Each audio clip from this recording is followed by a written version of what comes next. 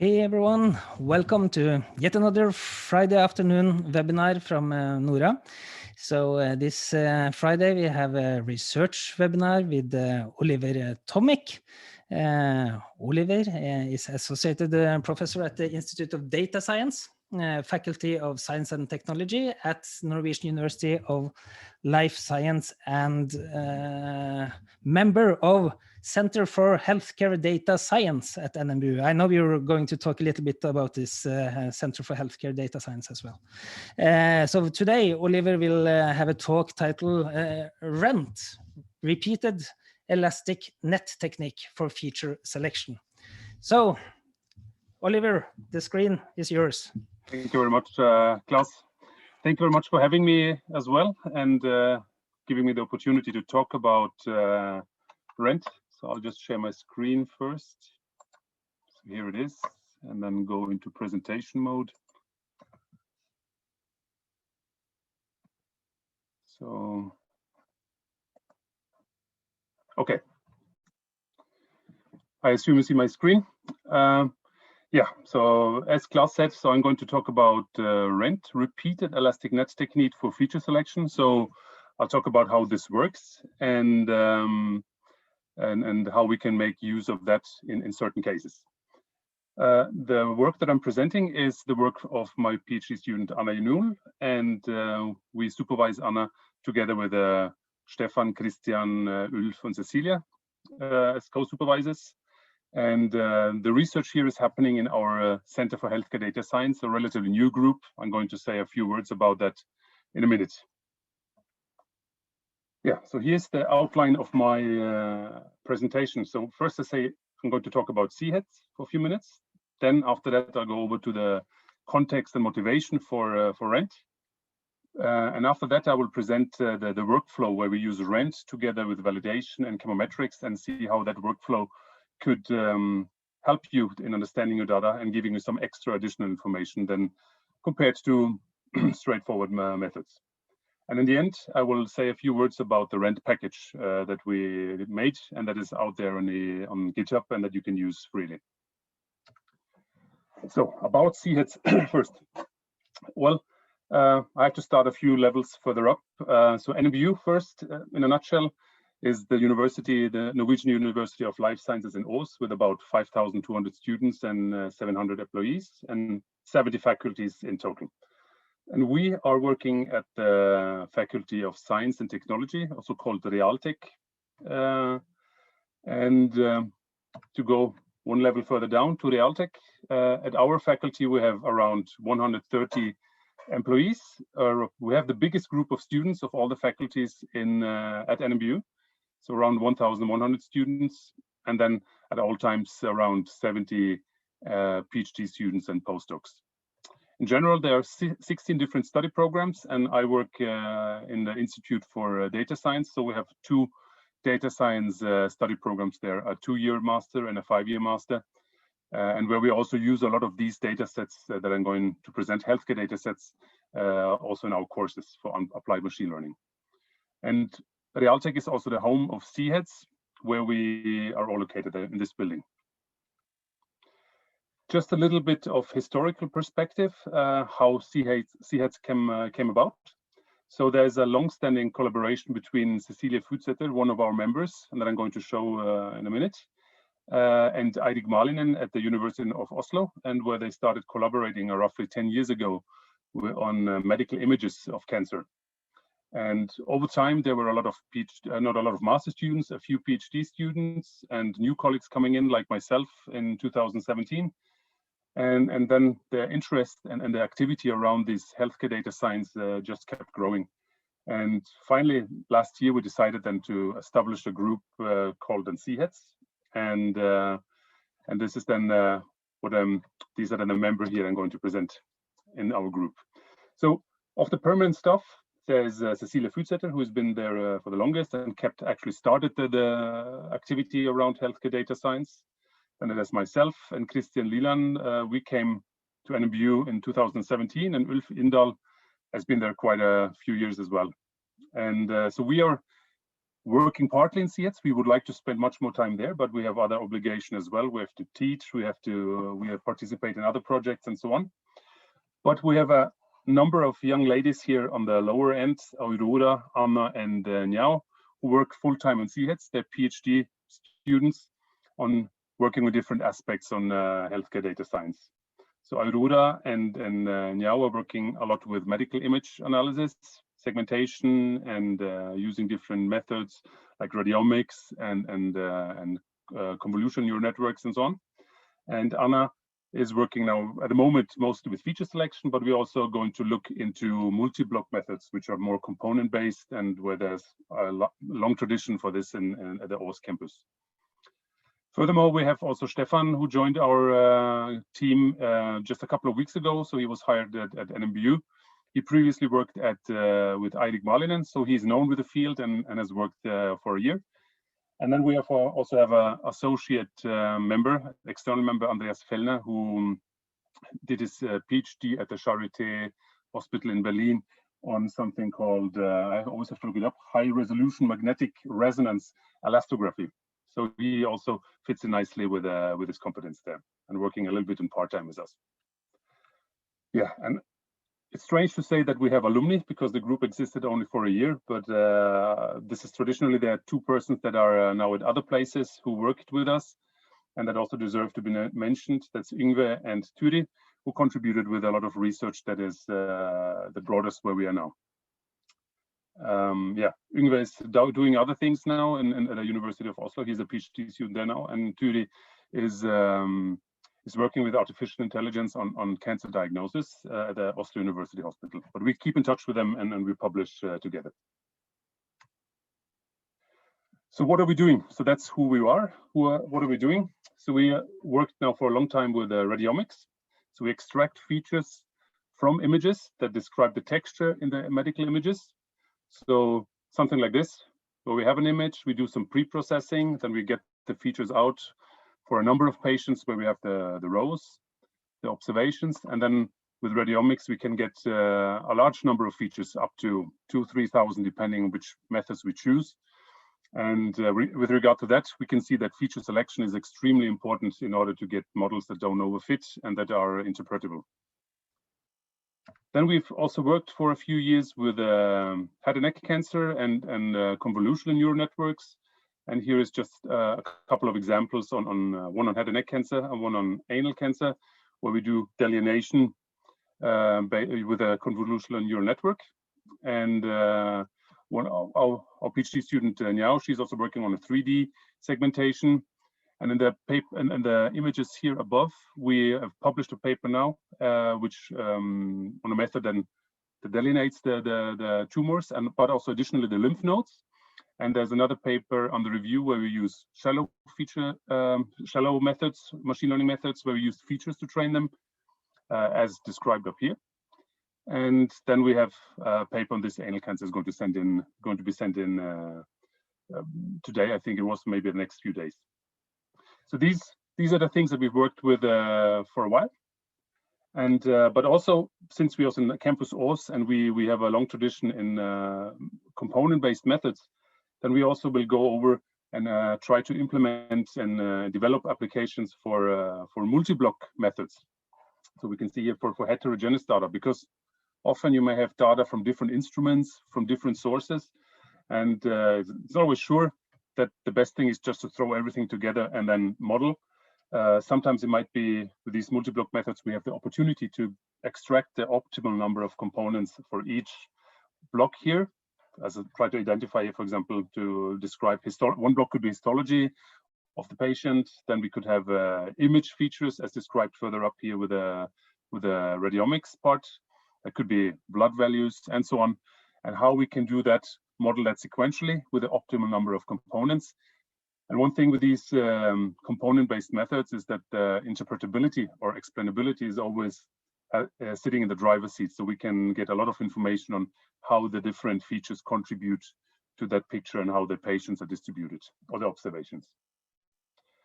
And because we're working both with a lot of features from feature extraction, but also we would like to reduce the number of features and make better models in our multi-block models, we kind of started more and more working more and more with feature selection. What was not initially our plan, but we ended up there. Yeah, one thing that I wanted to mention regarding these multi-block methods, my colleagues Christian Lilan, Tulmud Ness, and Aches Milde, they are writing a book on multi-block methods, and you can see maybe here from the front cover how it started with a few methods and it developed in many different directions. And this book is supposed to come out sometimes this year, I think around summertime. And for those who are interested, that's a nice book to a nice evaluation of all the methods. And now finally, before I start talking about RENT, I just want to mention our partners that we collaborate with. So Eirik Malinen was mentioned previously, and Einar Dahle. So we work together on the head and neck cancer data. We work together with Nofima, where I worked previously on these multi-block component-based methods. Then we have collaboration with Katrine Redalen at NTNU, where we work on rectal cancer, and we cervical cancer with the Heidi Lyng group. Then we also collaborate on gastrointestinal carcinoma with a molecular imaging group in Henning Stockmo. And we collaborate also with Krai and Per Selnes and Atle, Inge, and Jon on images of patients that have depression or dementia or ADHD. Furthermore, we collaborate with the Master Clinic, very much radiomics based, and we also have collaborations with Denmark, and we just have the relative new collaborations now with also with CARE regarding the use of Zettel machine for our type of data, and also with Jürgen Pils from the University of Klagenfurt regarding building a Bayesian framework for feature selection, where we can put in also constraints and user knowledge to make sure that we can select combinations of features but not others, and so on. Okay, context and motivation for RENT. So why did we end up working with this? And there's a sea of different feature selection methods out there. Before I talk about that, just a couple of small things I would like to mention. Our paper regarding RENT is out there at the ArchiveX. So today you will hear a bit, but all the details are here. And as you can see, there's the version 1 here currently on ArchiveX, but I guess in the middle of next week there will be an updated version. So if you want to read it, maybe it's good okay to wait a few days, and then you get the fresh version of that paper. And we plan to submit this also to the Journal of Machine Learning Research. Then we have developed code that is available at GitHub. So I'll say a bit more about that at the end of the presentation. So we have a repository for NMBU data science, and there's a repository called RENT, where you have that package and where you can just download this and use it freely. We have, so far the documentation is a little bit poor, because that's always maybe one thing that is worked too little on, but we'll try to improve it over the coming weeks. But we have a nice Jupyter notebook on binary classification problems, where you can kind of follow how things do, how you do things with RENT, and then you can reproduce that for your own data. So healthcare data. So the motivation for RENT. Last week, Michael talked about artificial intelligence on, what is a couple of weeks ago, on artificial intelligence on images and on all kinds of data that we produce. So more and more complex data, and how you have to use complex methods like neural networks to get insights and to make applications work. And this was very nice. And there's also always the aspect of black boxes and so on. So that you have to understand what you're doing in healthcare, especially interested in knowing what is going on. But I will be talking about data that are at the very other end of the spectrum. So about the classic data that are often stored in Excel sheets and that are equally important, but where we don't use typically these AI methods, but where we could use machine learning to get some information out of these data. And often the problem is that with such kind of data, we have relatively few patients or observations, and we may end up having many features. So Few patients can be out of different reasons. Norway is a small country, and maybe you don't have many patients within some persons within some that have some sort of disease, so it's very difficult to gather enough observations. One thing, and maybe it's a seldom rare disease too. The other thing is, but with those few patients, we have maybe some more and more possibilities to measure things. So we can measure things, the patient and their health in different ways, so that we might end up with data sets that are few observations, but a lot of features. And then we are typically in that problem that we have overfitting of the machine learning models, and that it's increasingly difficult to interpret what is important for the model and to understand the mechanics behind maybe the disease. So we need models that are interpretable, explainable, how it's often called in AI, and we need to identify relevant features for the model to be able to interpret. So we have some challenges here. So we could take any feature selection method and say, okay, let's do that and run through and then get some features selected on the full training data set. But the question often is there, can we really trust the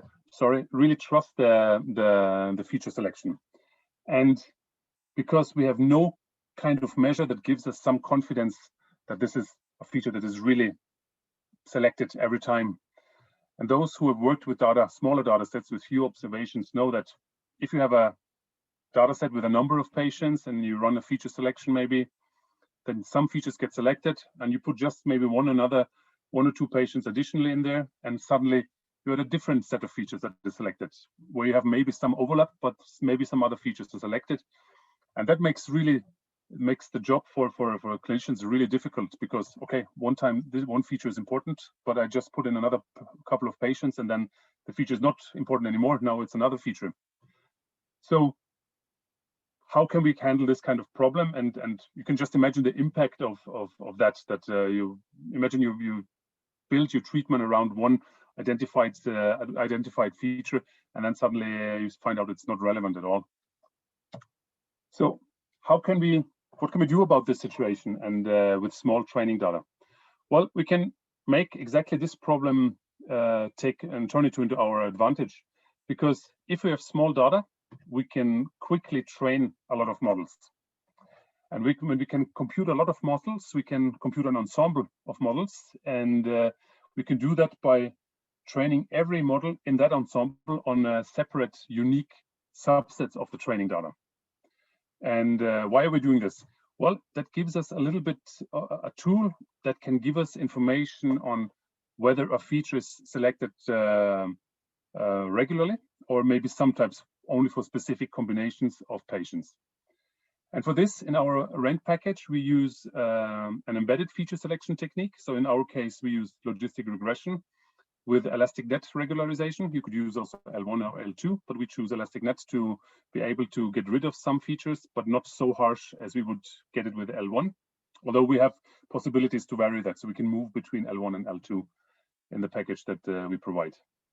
And then when we have many models that are slightly different because they were trained on different subsets of the data, we can aggregate information on the features that were selected. So I could look at across, let's say, 100 models. How many times was one feature selected? Was it selected every time, or was it selected only 2 out of 100 times? And so on and so on. So this is kind of the concept that we're trying to take on in the feature selection. Now, this approach is not new. So this has been known for a long time. You can probably recognize quite a few names here in what some of our Norwegian colleagues. They used here the method, this approach with many models on subsets of features to compare models. So we saw that that can be useful to get also more robust estimates, but also identify instability with feature selection. And there's also another paper by Meinshausen and Bühlmann that actually describes the full framework on how we can measure stability on feature selection on the L1 regularization.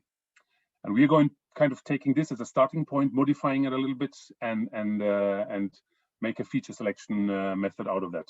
Because here in the stability selection paper, only stability was measured, but we are trying actively to use that for feature selection. So here, now the workflow, how we think what might be useful for you, the user. So we have rent, then we have validation, and then we have methods, component-based methods that we call chemometrics, and that have been, as I mentioned previously, has a long tradition at the campus Aarhus. With our feature selection method, we have an ensemble of models which provide us with a measure of stability for the feature selection, and that will also provide us additional information that we can use later in the chemometrics part, in the explorative analysis part. Then in the next step, we suggest validation. Once we have identified a number of features, it makes very much sense to check whether these are better than random. So we suggest a couple of studies or validations to see whether we are doing better than random, and then whether these features really are reliable. And I will show later on how that works. And in the last part, where we then have identified, if we feel confident that our features selected are the ones that they kind of deliver, then we can take them on and do some explorative analysis, where we use chemometrical tools to visualize more information. And I just added here another flow from the rent up here to the chemometrics. So we're using information from rent and kind of fuse that with the information that we get from the chemometrics approach. And in that regard, we will get then information on the observations. We will get information on the selected features and how they contribute to that to the overall picture. And we can add then the additional information that I will say a bit more about later. What I can say now already is that we will help find, for example, differences between patients of the same class that are maybe different. So we can see then, are there any differences between those patients that have a benign cancer or the malignant cancer within the group, if there's any big differences and why there are differences. So let me explain the workflow now, step by step. So we start with the feature selection with the rent. And just let me say also in the beginning that rent works for regression problems and for binary classification problems. We have not yet implemented multi-class classification, because then we have to make some decisions regarding the way we build it. We have then to make some decisions regarding one versus all approaches, because then if there are several classes, we will have several sets of weights, and we would have to find a sound way of taking that information in, which we haven't done yet. But it works nicely for binary classification and for regression problems. All right, and I will show here some example. And in our paper, we've checked it with several data sets, but here I will show an example data set, which is the Wisconsin breast cancer data, which many of you may know, and which is a relatively trivial data set, but I think you can get good performance very easy. But it's very nice to illustrate how the method works. It's a binary classification problem because the patients with the breast cancer either have a benign or malignant tumor. And then we have 569 observations. We have 30 features. And in our approach here in RENT, we use then 100 models, an ensemble of 100 models. And you will see all these images or figures that you see here, they are in the notebook in our GitHub repository. And I'm fully aware this is not a short white data set, it's actually long thin. We have many more observations than we have features. But again, this is a nice way to explain how the method works. And we're fully aware that if you take other data sets that are more complicated, things will not be as straightforward, but we still think that you can get some important information out of taking this workflow that we suggest. All right. So we already mentioned that RENT is doing something many times. So it's a repeated elastic net. So we are training a number of models. And as I mentioned previously, we're trained 100 models in total. And we take the training data set, we subsample and create 100 unique subsets. And we take care that if it's a classification problem, that we keep the class balance, so they're stratified. We can choose as the user how we want to split it, 75, 25%, I think is the default. And that means that every time we take 75%, a unique data set of the training, that means that there's also 25% left for validation, and we'll use that also actively for the feature selection process. Yeah, and another thing that is nice, because we have an ensemble model, we can get a lot of extra information that we probably don't get with feature selection methods that just have one run and then it's done. So what we can do is, let me first mention that we use elastic net as regularization, and we're using in our implementation logistic regression. But in theory, you could use any method that supports elastic net. So we could have then linear support vector machine and so on and so on. And but here we use logistic regression, and we have a k number of unique models. In our case, 100. That means that we'll have samples will many times or be in the training set in the subsets, but sometimes it will be also outside. And that means that we can make predictions or predict the labels for those samples that are in the validation part, in the 25%. And that information we can use actively later on also in the explorative part of the analysis. And what could that be? Let's have a look at what kind of information we can get from our rent ensemble. So imagine now in this case, when we run this example, we had a split of 75-25 and we had 100 models. So kind of in theory, we could assume that every sample would end up around 75 times in the training set, in the training subset, and around 25 times in the validation set, which is named here as test. I'm sorry about that. It's a validation. So, and if you look, and then we can look at, so every sample is then going to be roughly 25 times is going to be predicted based on the methods whether this particular sample was not part of. So for example, to make this a bit more understandable, have a look at patient 489. If you go to this patient has been 27 times in the validation set. This patient belongs to class 0, and it has been incorrectly classified 100 times. So every time it was predicted wrong. And this might be already quite an indication of, okay, maybe there's some patient that is different from others, and that is difficult to predict. Just to compare, we have now a patient number 65 here. This patient was 24 times in the validation set.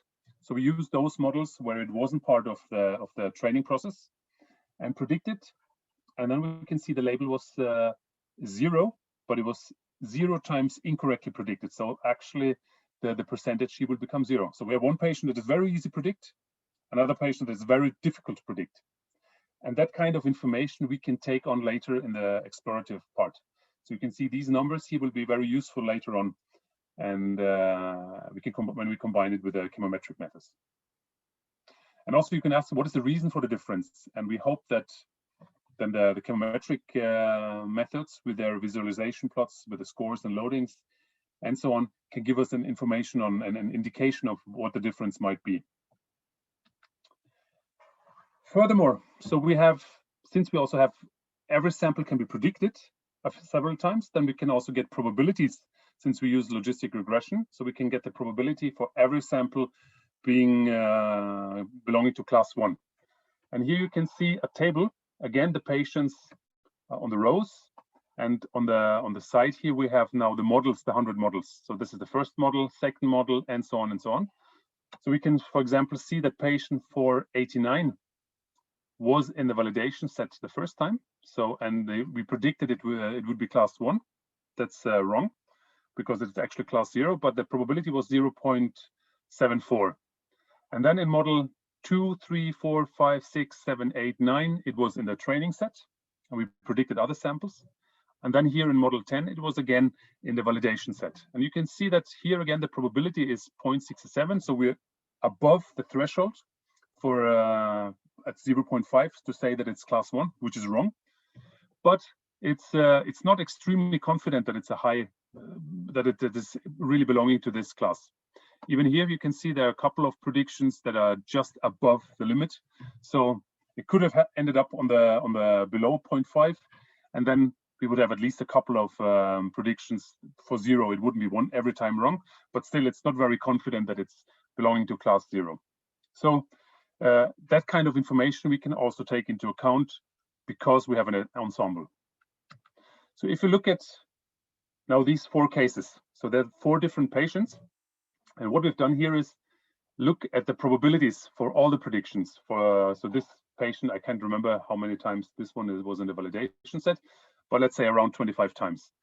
And this patient belongs to class 0.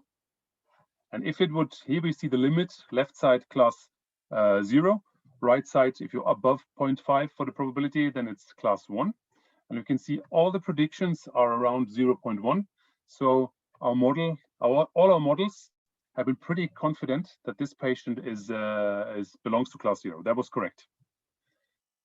Here on the upper right side, we have patient 150, which belongs to the class 1. And here correspondingly, all the probabilities that we predicted are very high, close to 1.0.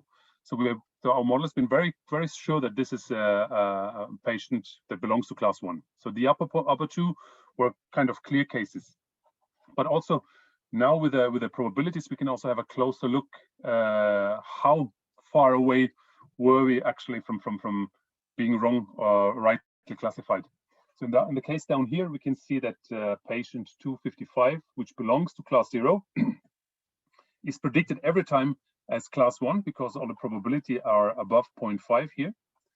But we can see it's not extremely confident just with the example that I showed further up. So the probabilities are not far up here. And here for this case, we have a patient in class 1. And we have almost all probabilities above 0.5. So almost all the times we have a right classification, but it's not very confident in actually in a couple, maybe a few predictions, the probabilities that are actually below 0.5.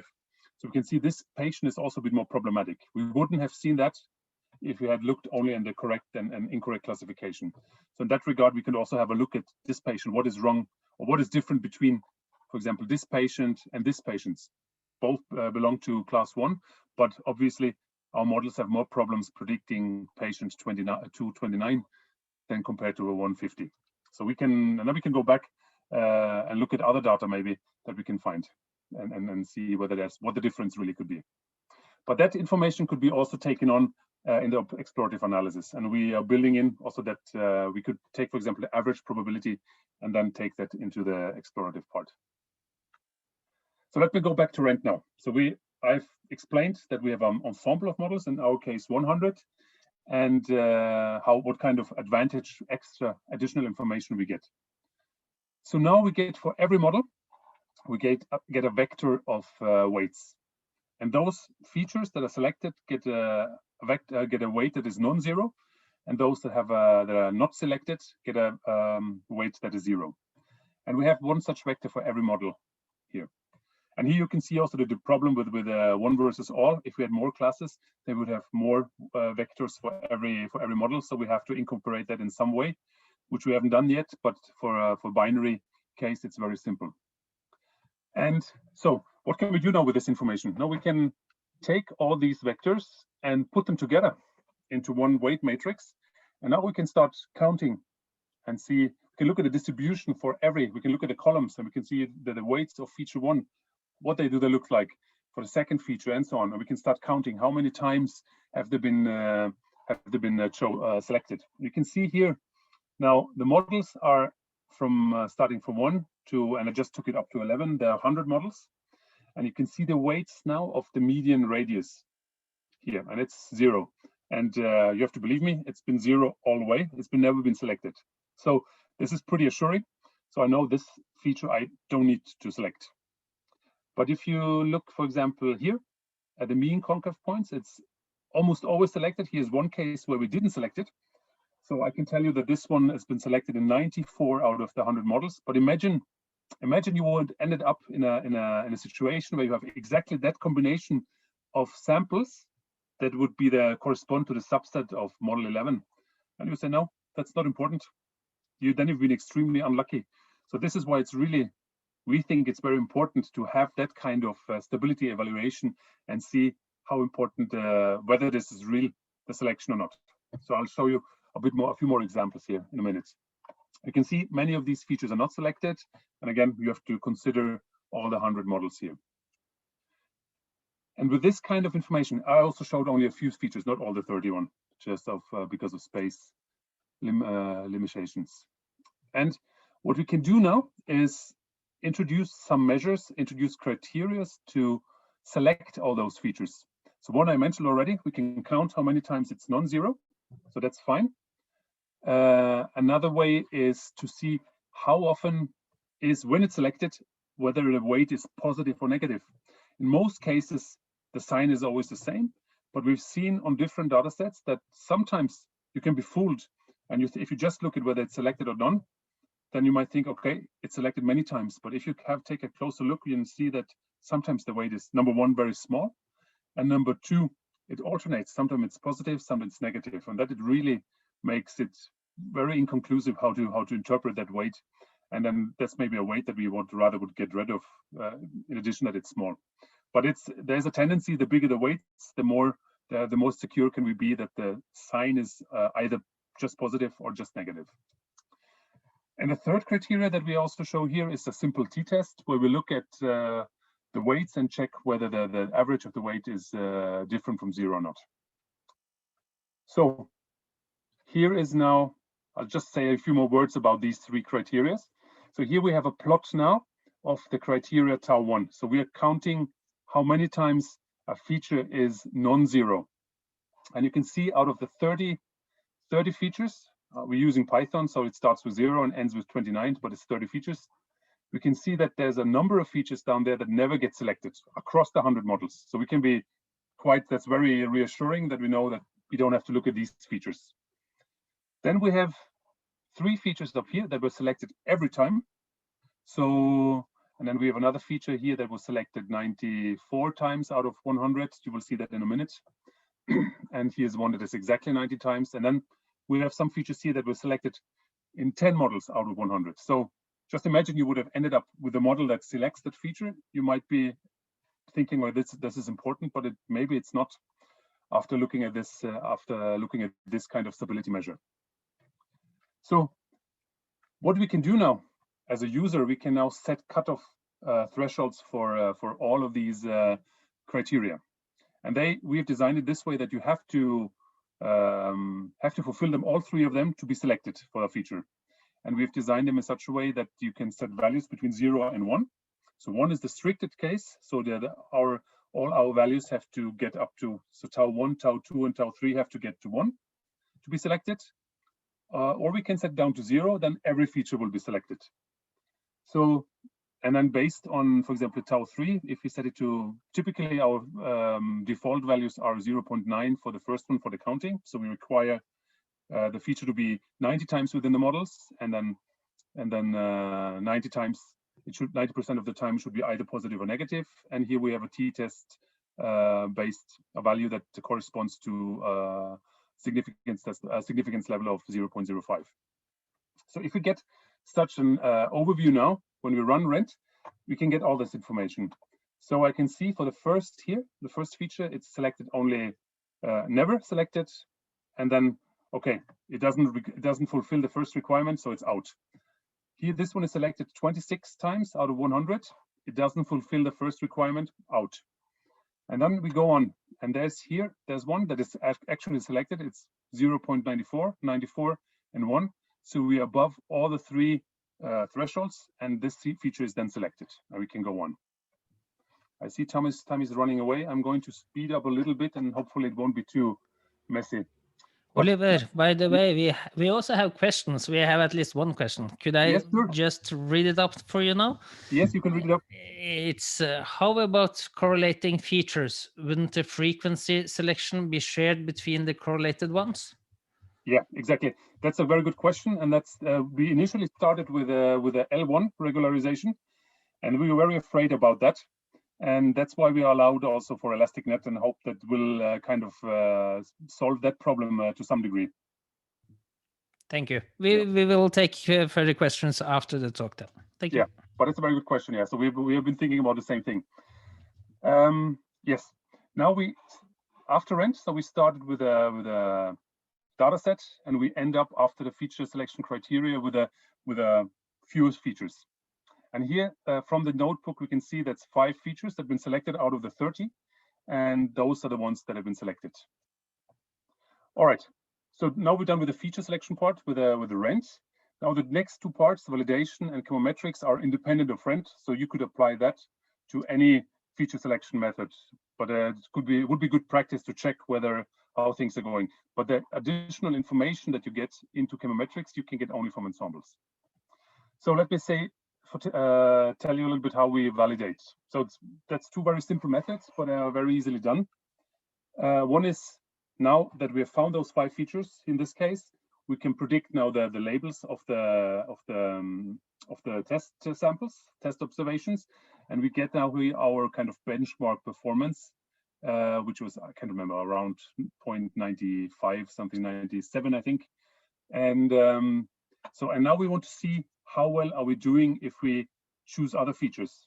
So our first validation study is to say, okay, out of the 30 features, let's randomly pick the same number of features, 5, as we've got previously, then train a new model and then make a new prediction, and do this a number of times, many times, for example, 100 times, and then collect all those performances and plot them in this plot.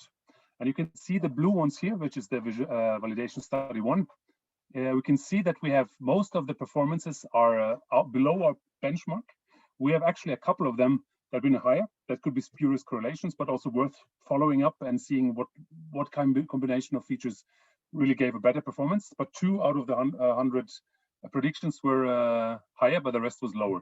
But still relatively high performance here. So that means that, as you know, that probably with the breast cancer set, there's a lot of redundancy there with other features. The second one is then to take those 5 features that we selected, and then in the test data, permute the labels and do predictions on the permuted, where we kind of break the connections between the labels and the observed data, and make predictions and see how that comes out. And here you can see, by the way, this is the Matthews correlation coefficient. You can see then for the second study, we have there's almost no correlation then between our samples and the labels. So permuting really kind of brings down the performance. So in this way, we can be now confident that our features that we've selected are all right, and we can go on to the next step and use explorative analysis. So now to the last part. So we use now principal component analysis, and PCA is used a lot in machine learning, but typically just to take out features, extract features, reduce the number of the dimensionality of the data. But in chemometrics, we use it a little bit different. Also, we do it, of course, to reduce the dimensions, but also we're looking at the scores. That means on the objects, how they are related, how they're distributed, and also how every feature contributes to that plot here.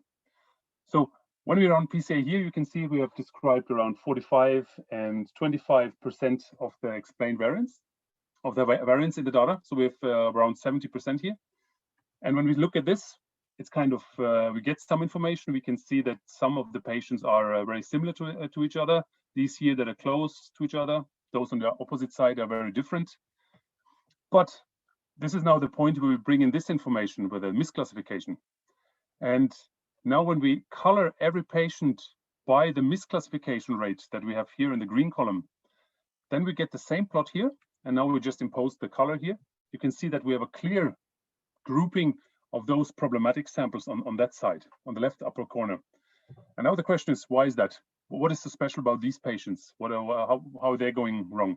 By the way, this is the malignant group, class 0.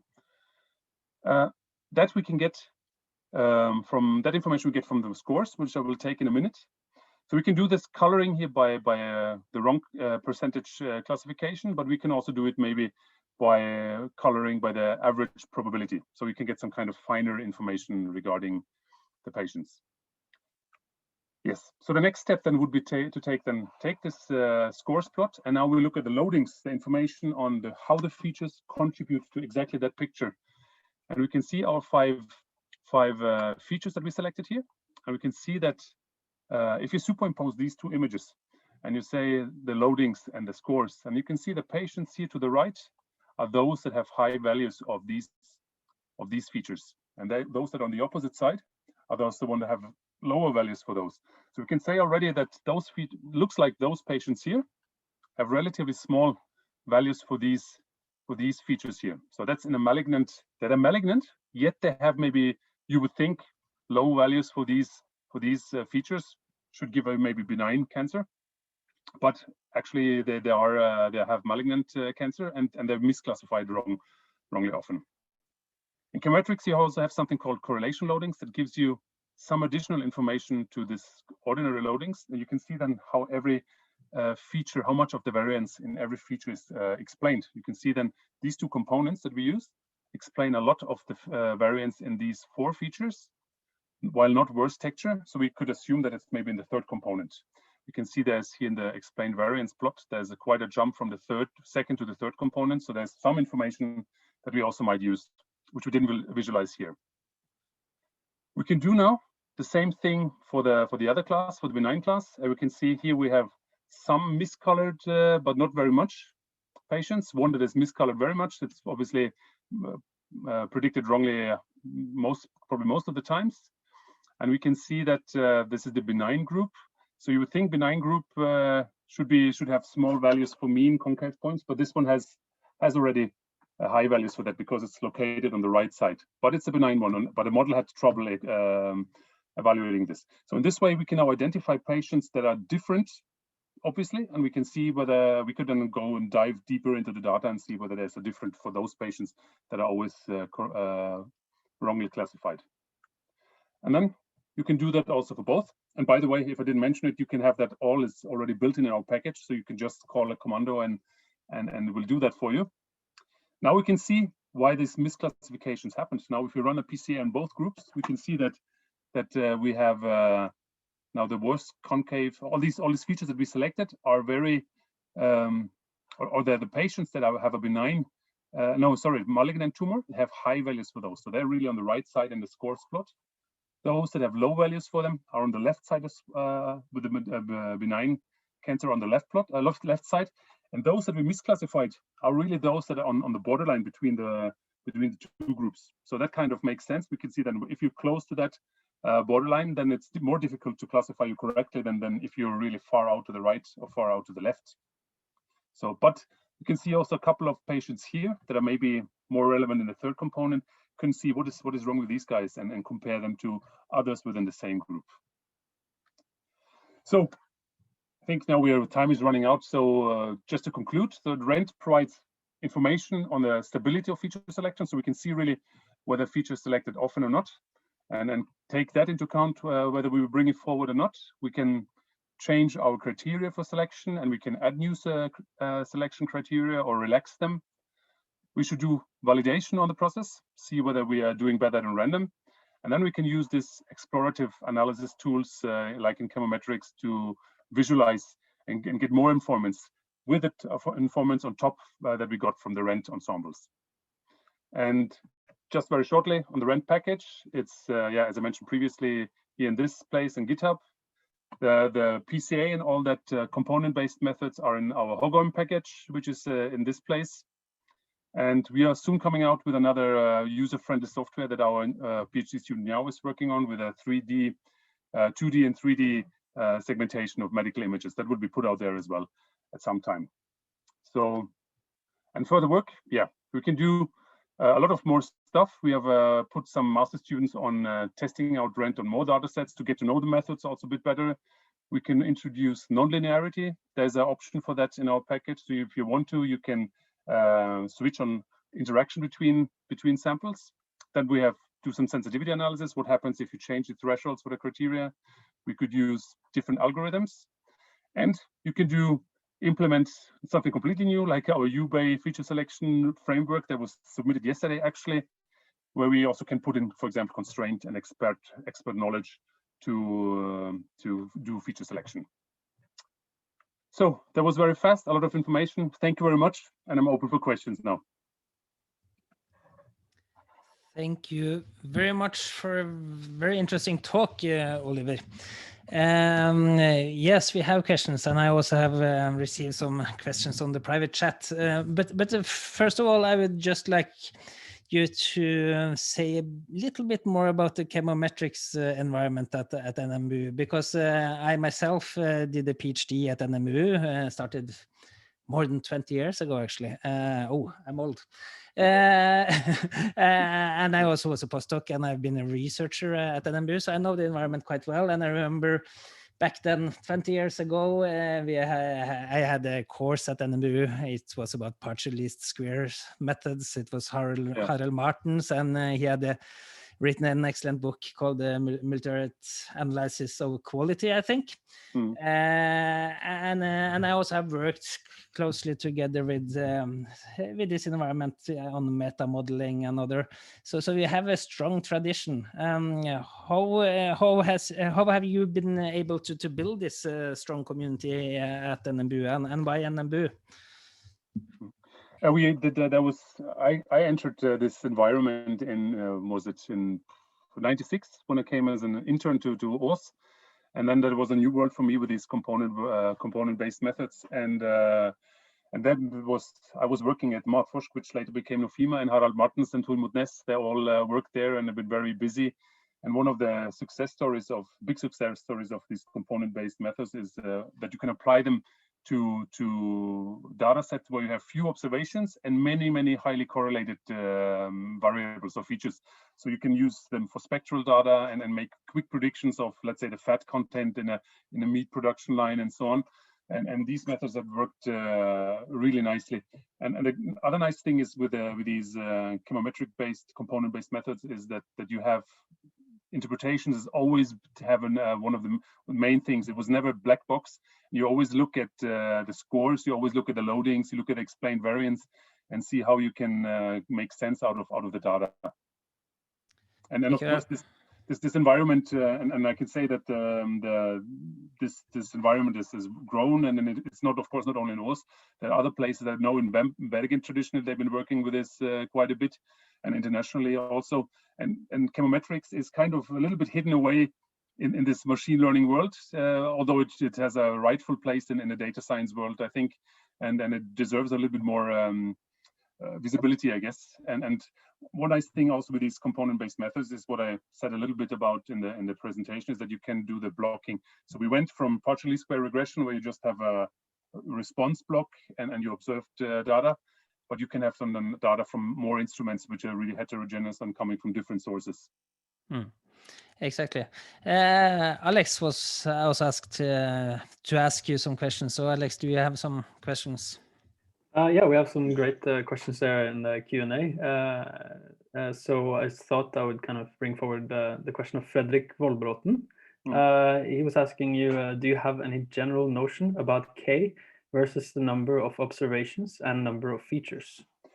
That is something that we want to dive into deeper. So in our paper, we have tried out many different data sets. For all of them, we've used 100. And we have implemented a stability, but I didn't show that because time was too short. But we implemented also a stability plot where you can see how your performance stabilizes by having more models, and that you can use. And then for those samples, for those examples that we had, and also I think it's on the Jupyter Notebook, you can see it quickly jumps up. I think from after 10, 12, something like that, it's already up there, pretty stable. Great, yeah, and there's also a question here from Fabian Jetzinger, and he is asking, the performance of different models on the same patient always seemed roughly normal distributed. Did you observe any patients where different models had wildly different predictions? They're different in the sense that the 50-50, that's a wildly different prediction in a binary problem. So half time it goes right, half time wrong. We've seen that as one of these probability plots that we've seen where you're really exactly on the middle. Sometimes it goes right, sometimes it goes wrong, but it's never really confident in the probability whether it belongs to one class or the other. And we've seen that, yeah. So and then that's always worth digging deeper into and looking into why is that happening, and do we have other additional information that can explain why this is happening. Thank you. Yeah, do you have any more questions, Klaus? No, I don't have any more questions. I don't know if the attendees have any more questions. Do you have questions, Alex? I have questions, of course, but if the attendees, if you want to type anything into the chat, we're looking at the chat. If you want to do a question in the Q&A, we're open for that. So so whichever way you want to do it, we're open for questions. Otherwise, I'll just ask something that I'm wondering about. Yeah, I was really curious about your workflow and like how kind of the how is the the whole kind of research environment that you're in that sense. Because I'm always curious about that aspect as well. Yeah. Could you tell a little bit more about that and just you think of where the data are coming from and how we process along? Yeah, and also kind of the researchers around you, like the environment. I mean, of course, now it's different because of COVID, but still, it's really still kind of really interesting to hear about this different vibrant research communities around.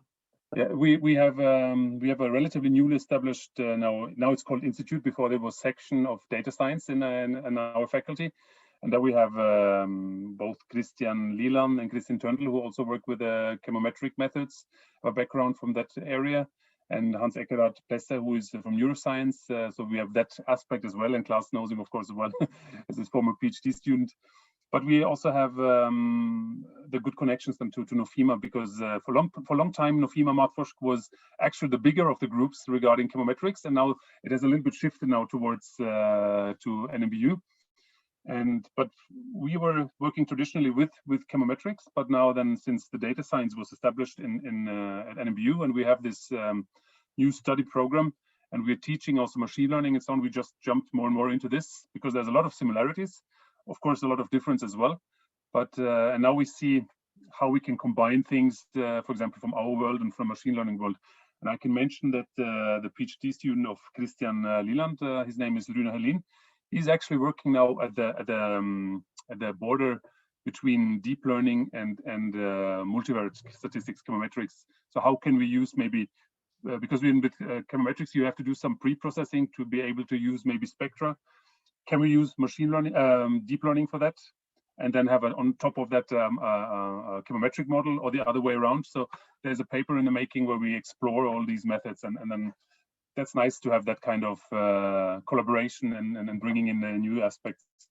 And then, of course, we have all these nice and fantastic PhD students that are doing a lot of fantastic work, and then we wish we could be there more with them, and now in Corona times, but also in general, diving into our data analysis ourselves, but we're giving that we're seniors, we just have to delegate, I guess, a bit more. Yeah, I mean, there's a lot of work to do right now, and if we do have some attendees left, but I mean, more people watch this webinar afterwards. Also, like, is there anything that you're looking for, any kind of collaborations or anything in specific that you're kind of thinking about? Any questions that you want to throw out to people that are watching this webinar? Yeah, we are relatively, for me, it's relatively at NMBU, I'm relatively new with the healthcare aspect. So for me, it's a lot to learn. So we are open, we're very much open for collaboration. As you've seen, we have a long list. I think the problem is not the motivation with us, it's rather the capacity now, that because we have so many projects going on. But if there's ways of coming in and collaborating, one of the guys who asked the question, Fabian Jetzinger, he's a student from Austria. He will be March and work for us and develop a package for these multivariate statistics that is compatible with scikit-learn. So these kind of things where we can maybe develop tools together and maybe also get more data from other groups, that is really interesting, and it makes it the fun part of the work. Thank you very much, Oliver. It's actually already 3 o'clock. Time flies. So I think we will have to end it here. We could have some discussions also after the webinar here if you want to stay for a little bit more. But we will say a great thank you to you, Oliver. It was a great talk. Please remember that we have these webinars every Friday at 2 o'clock. Next Friday is a NORA Startup Innovation webinar, and then in 2 weeks we have a research webinar again, and in 2 weeks it's Stefano Nichel. He has a very interesting title, I think, towards less artificial intelligence. So please come back in 2 weeks and 1 week and every week at 2 o'clock. Thank you, everyone. Thank you very much. Bye.